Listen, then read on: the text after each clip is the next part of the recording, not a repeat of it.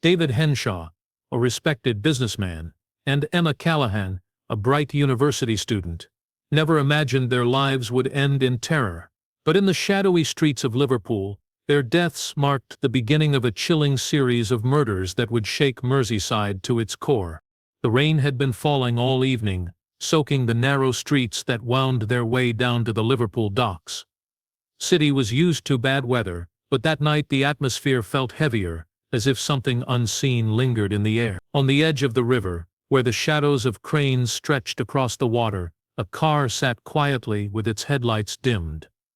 Inside was the body of David Henshaw, a well-known businessman whose face had appeared countless times in local newspapers. He had been praised for his charity work, his efforts to provide jobs in struggling neighborhoods, and his regular donations to community projects. To the public, he was a man of respect. To the detectives who found him, he was the first victim of a crime that would leave scars across Merseyside for years to come. Henshaw's death was brutal. His throat had been cut with precision, leaving no doubt that whoever had attacked him knew exactly what they were doing. There were no defensive wounds on his hands, no sign of a struggle, suggesting he had trusted his killer enough to let them close. His pockets were turned out, and his wallet was missing, but nothing else pointed to a robbery. The execution-style nature of the killing hinted at something more sinister, something calculated. For detectives, it was the kind of scene that raised more questions than answers. Why him? Why here? And who could carry out such a murder without leaving behind a single trace? News of the killing spread quickly. By morning, the people of Liverpool woke to headlines that spoke of shock and disbelief. Henshaw was not a gangster, not the type of man normally caught up in the violent underworld. He was respected, trusted, and even admired by many. To see his life end in such a violent manner left the city uneasy. If a man like him could be targeted, then no one felt safe. Reporters crowded outside his offices, neighbors whispered in fear, and the police tried to keep control of a narrative that was slipping away from them. The location of the murder added to the mystery. The docks had long been a place of shadowy dealings, a gateway for smuggling and crime, but also the lifeblood of the city. To find Henshaw there suggested a hidden side to his life, a connection he had kept from public view. Detectives worked tirelessly, tracing his last known movements. He had attended a meeting earlier that evening, one that ended hours before his body was found.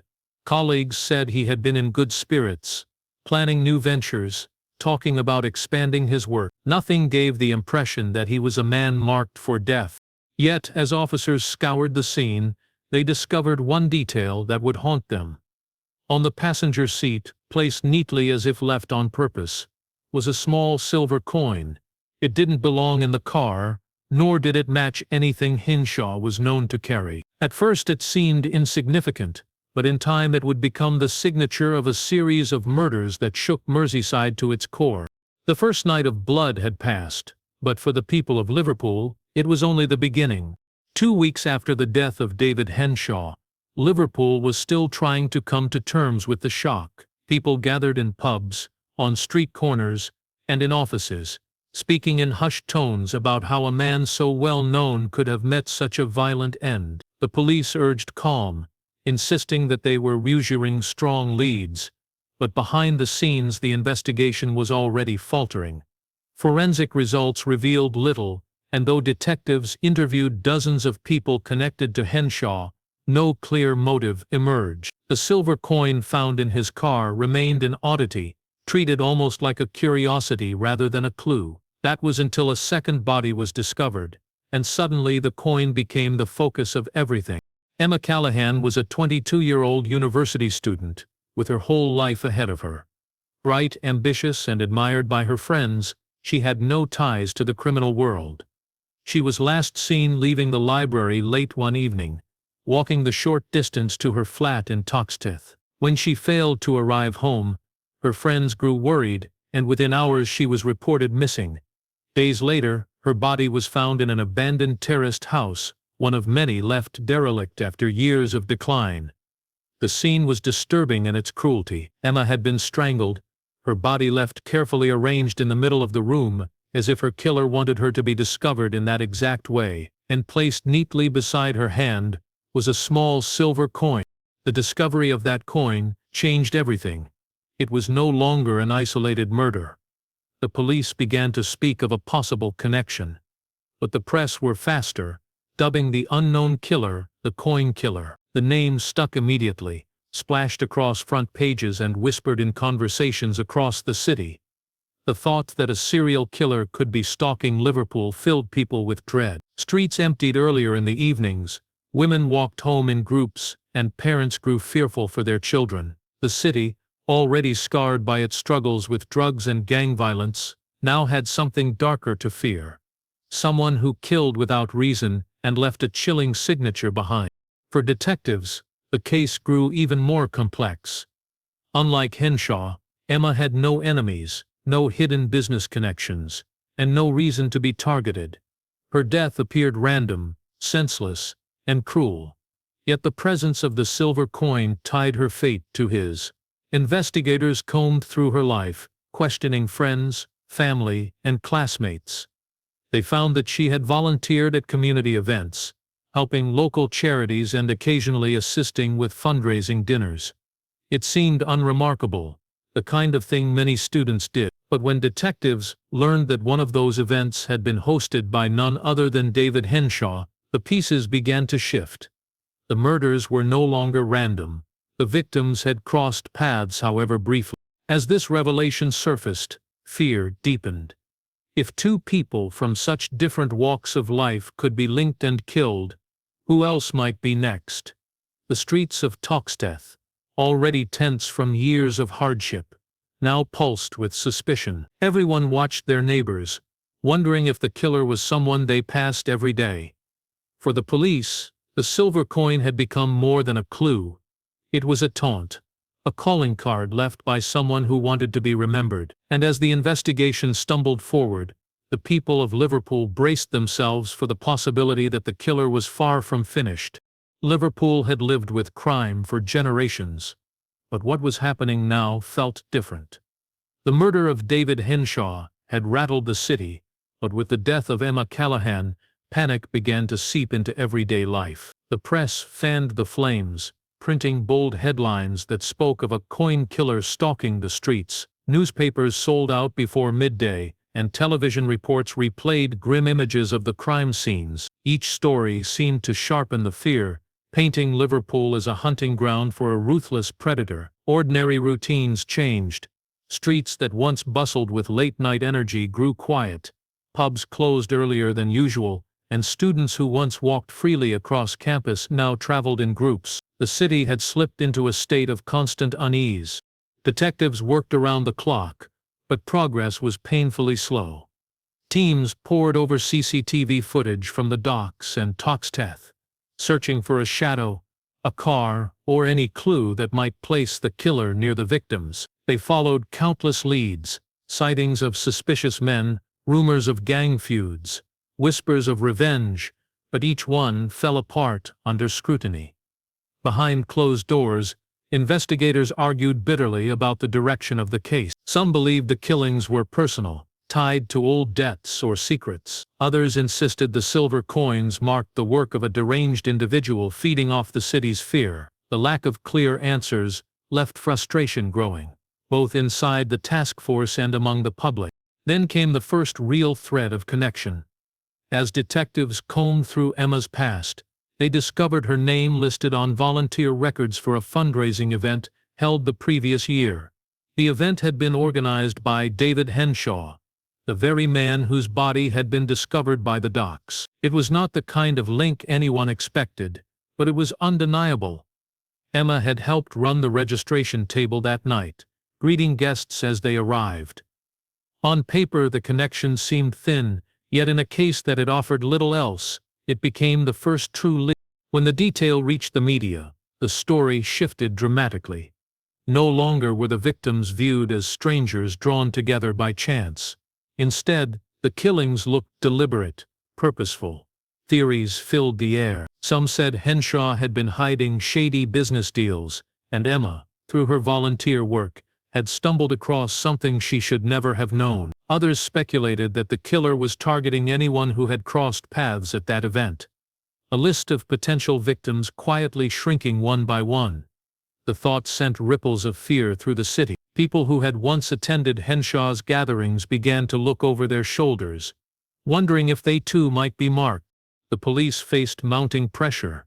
Politicians demanded results, families begged for answers, and newspapers criticized every misstep. Yet the investigation remained fragile, teetering between possibilities. The silver coins, once dismissed as a curious detail, were now viewed as the killer's unmistakable signature. They carried a message, though no one could decipher what it meant. For Liverpool, the fear grew heavier with each passing day. It was no longer a question of if the killer would strike again, but when, and who would be next.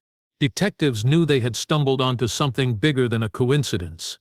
The link between David Henshaw and Emma Callahan was too strong to ignore, and when they dug deeper, the picture that emerged was darker than anyone expected. At the center of it all was an organization few outside certain circles had ever heard of: the Mariners' Society. On the surface, it looked harmless enough, a social club for professionals connected to the docks, hosting dinners, charity events, and networking gatherings. But buried beneath the polite facade were whispers of illegal dealings, secret meetings, and powerful men who used the club as a shield for their crimes. Tracing Henshaw's financial records revealed questionable transactions tied to accounts that vanished into offshore havens. Money was moving through the Mariners' Society in vast sums, far more than any community group could justify. The deeper the police dug, the clearer it became that the society was not a place for friendly conversation over drinks. It was a hub where arms shipments were arranged, smuggling routes planned, and dirty money laundered. Henshaw, for all his image as a respected businessman, was not merely a benefactor of the community.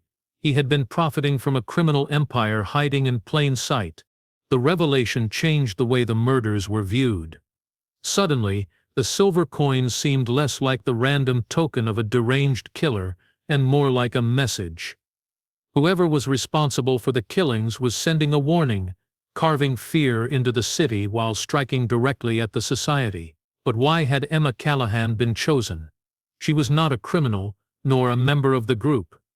Yet as investigators combed through her volunteer work, they discovered she had once been tasked with handling guest lists and donation envelopes for a Mariners' Society charity night. She would have seen the names, perhaps even overheard conversations that were never meant for her ears.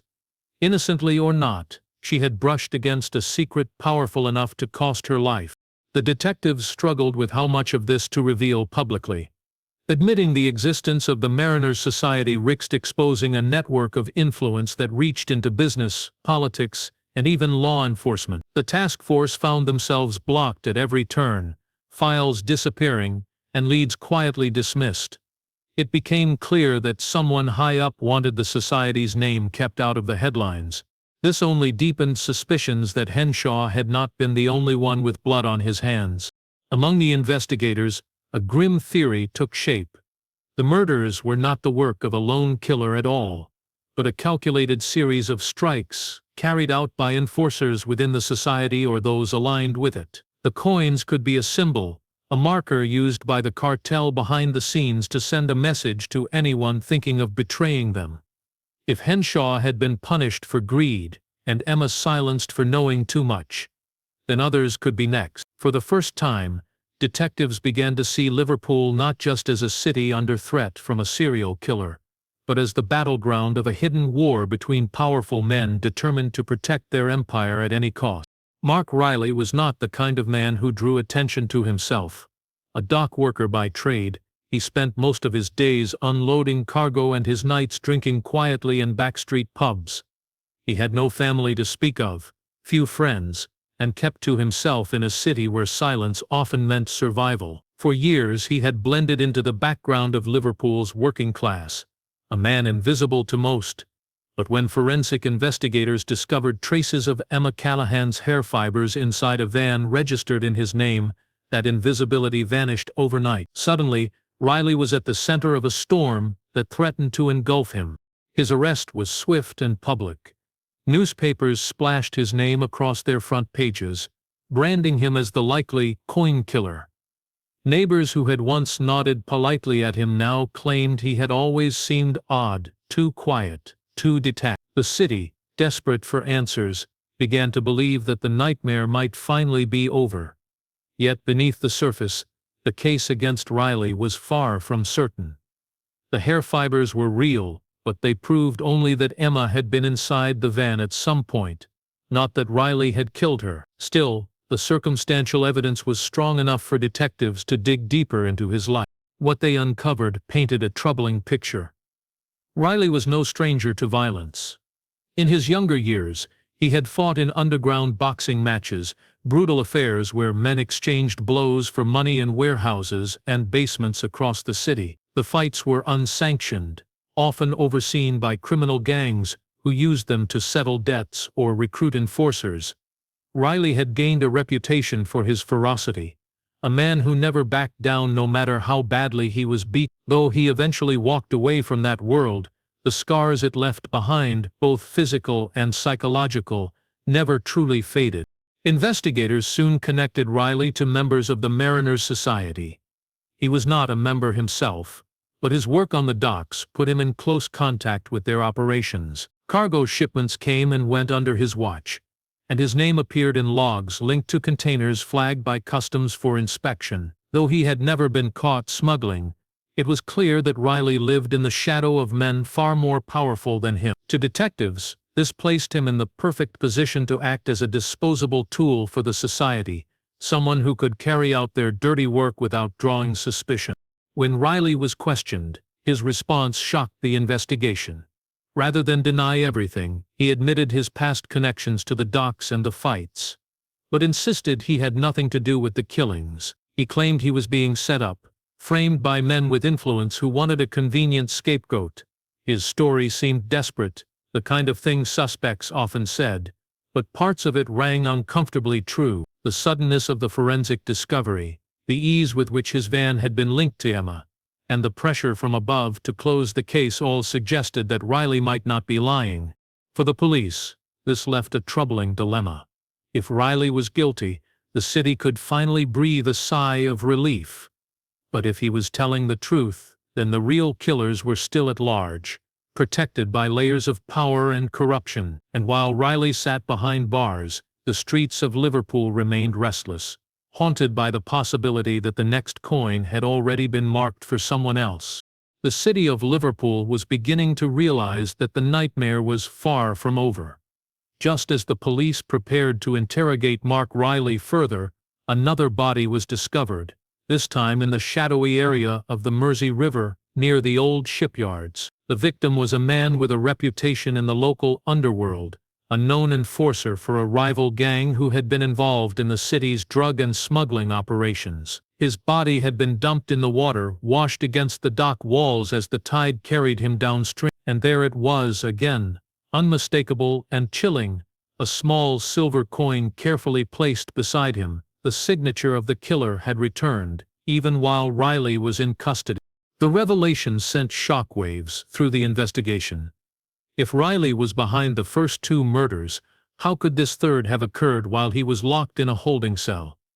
Detectives were forced to reconsider everything they thought they knew. It was no longer plausible that a single man was responsible. The precision and planning suggested someone, or some group, was orchestrating these killings with terrifying control.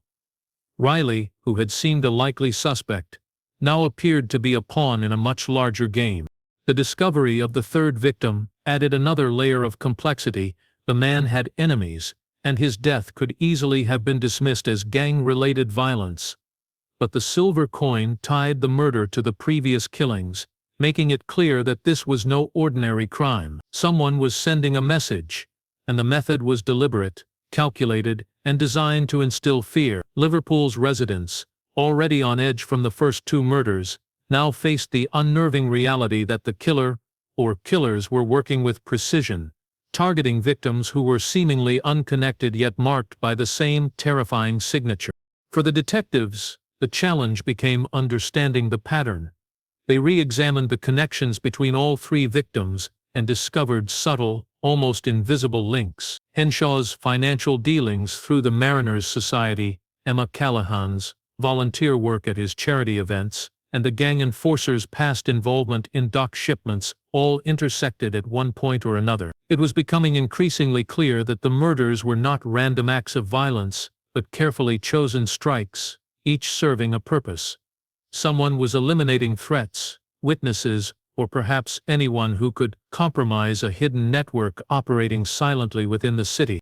The city's sense of security eroded further as rumors spread.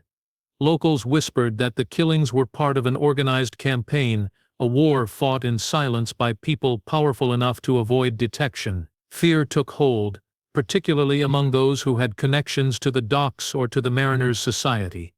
People who had once felt safe walking the streets alone now took long detours, avoided certain neighborhoods, or stayed inside after dark. Even law-abiding citizens felt the chilling reality that a hidden force was manipulating events around them.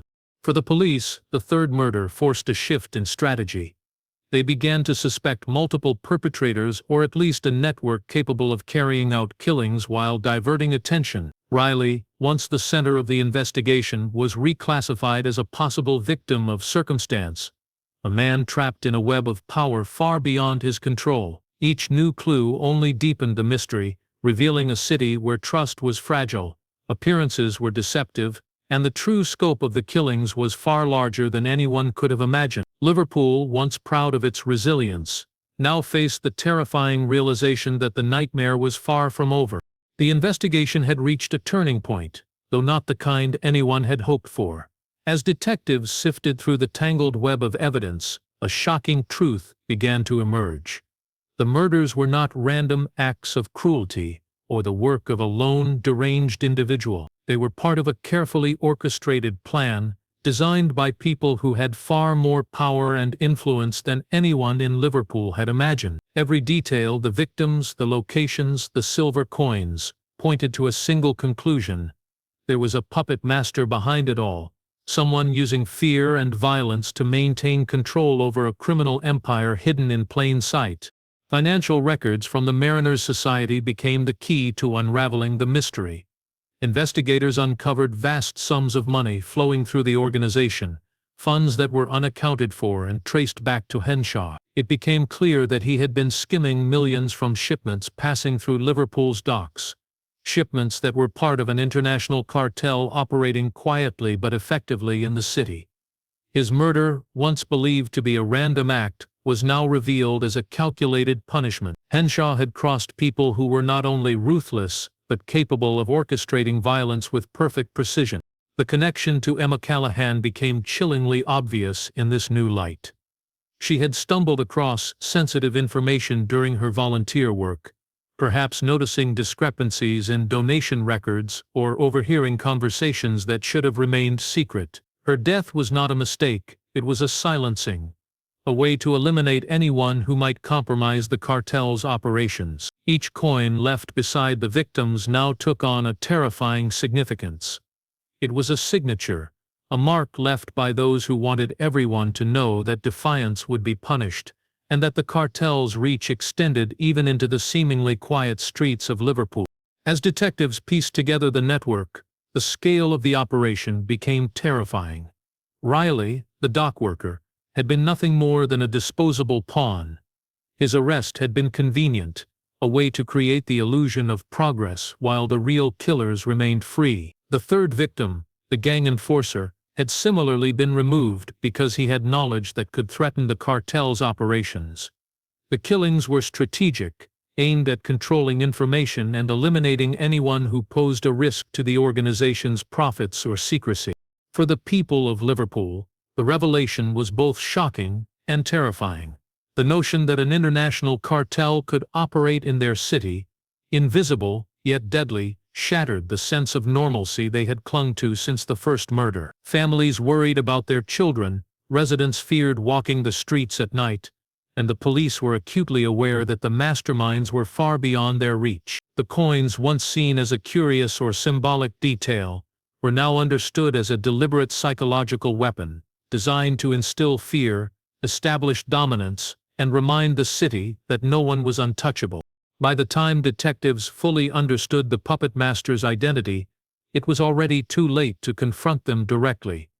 The operation had been too well hidden, its leaders too powerful and insulated. The murders ceased as suddenly as they had begun, leaving Liverpool with more questions than answers. The city was left to grapple with the chilling knowledge that a hidden network of violence had existed within its midst, capable of striking with precision and vanishing without a trace. The legacy of terror was cemented, a reminder that power and fear often lurk in the places we least expect. In the aftermath of the shocking revelations, Liverpool struggled to return to normal. The murders had stopped, but the city remained haunted by what had occurred. Families of the victims were left with grief that had no closure, their questions unanswered, and their sense of security shattered. The streets once again buzzed with life, but underneath the surface, tension lingered like a shadow that refused to leave. Every time someone noticed a stranger lingering too long or a vehicle parked too close, the memory of the silver coins returned, a chilling reminder of the unseen threats that had once stalked the city. Mark Riley, the dock worker who had been caught in the center of the investigation, was eventually released. With no evidence tying him to the murders, he walked free, but he did not return to a normal life. Friends who had once known him claimed he disappeared weeks later, vanishing as mysteriously as the murders themselves. Some whispered that he had fled to protect himself, while others feared he had been silenced before he could reveal what he knew. His disappearance only added to the city's unease, leaving Liverpool with the feeling that justice had not been served and that the real forces behind the killings remained untouched. The Mariners' Society, once a quiet social organization, became a name spoken in fearful tones. Rumors suggested that its leaders had quietly withdrawn from public life, their influence undiminished but hidden behind layers of secrecy. For law enforcement, the case left bitter frustration. The true masterminds of the murders had never been caught. Despite months of investigation, interviews, and forensic work, the people responsible for orchestrating the killings had vanished into obscurity. It was a stark reminder that power and violence often operated beyond the reach of the law. The silver coins, once a mysterious signature, ceased appearing. Their absence, however, did little to soothe the city's collective anxiety. Citizens were left with the memory of their presence, a symbol of the terror that had gripped Liverpool and the calculated precision of a criminal network that could strike at will. Murders that had once seemed isolated now formed a pattern in the minds of residents, a dark narrative that refused to fade. Parents warned their children about strangers, neighbors watched each other more carefully, and the streets of Toxteth and the docks were forever marked by the invisible hand of fear. In the years that followed, the story of the murders became part of Liverpool's history, recounted in documentaries, books, and news articles. Tourists visiting the docks might hear whispers of the coin killer, though few understood the true depth of the conspiracy that had lain beneath the city's surface. The case became a cautionary tale. Appearances could be deceiving, and behind the most ordinary facades, unimaginable danger could exist. Liverpool had survived, but it had been changed. The city that once prided itself on resilience now carried a lingering awareness that violence and corruption could creep into the most unexpected places. The murders that had shocked Merseyside remained an indelible mark, a legacy of fear, power, and unanswered questions. For the people who lived there, the lessons were stark. In a world where control and secrecy could dictate life and death, safety was never guaranteed, and evil could operate quietly, just beneath the surface, waiting for the right moment to strike again.